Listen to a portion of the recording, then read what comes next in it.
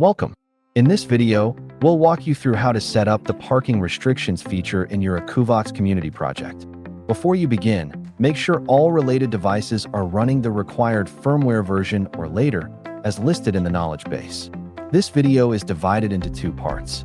The first part is for installers, and the second part is for property managers. Let's start with the installer workflow.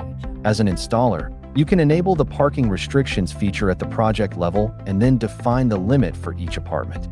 First, log into the cloud platform with your installer account.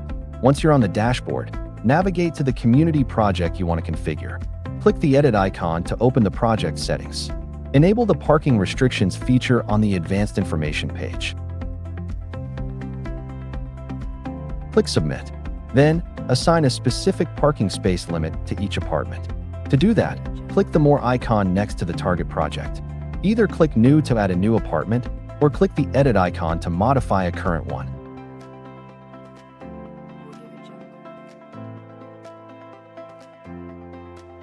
Once you're inside the apartment settings, scroll down to find the parking restrictions field.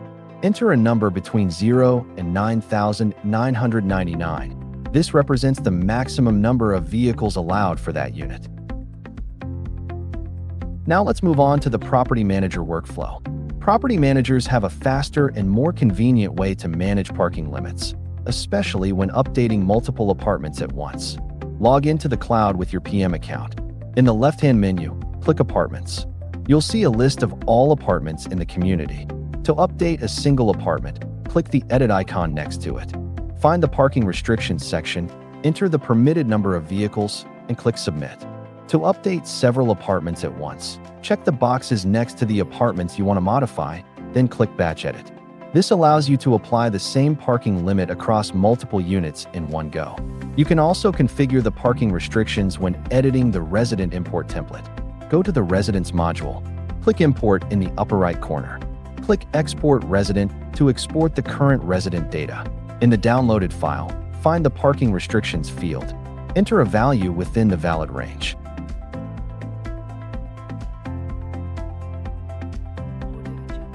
Then, click Batch Edit Resident to import the saved file. After configuration, when a vehicle approaches the entrance, the access device captures the vehicle information and sends it to the cloud in real time.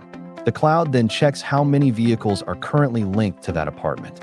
If the number is within the configured limit, access is granted and the gate opens automatically. If the limit has already been reached, access will be denied and recorded as APT parking limit reached in the door log. Before we wrap up, there are a few important things to keep in mind. First, when you import residents using the bulk import feature and include a parking restrictions value, that value applies only to the family master account, not to sub-accounts within the same unit. Second, parking restrictions work at the project level, not per parking lot.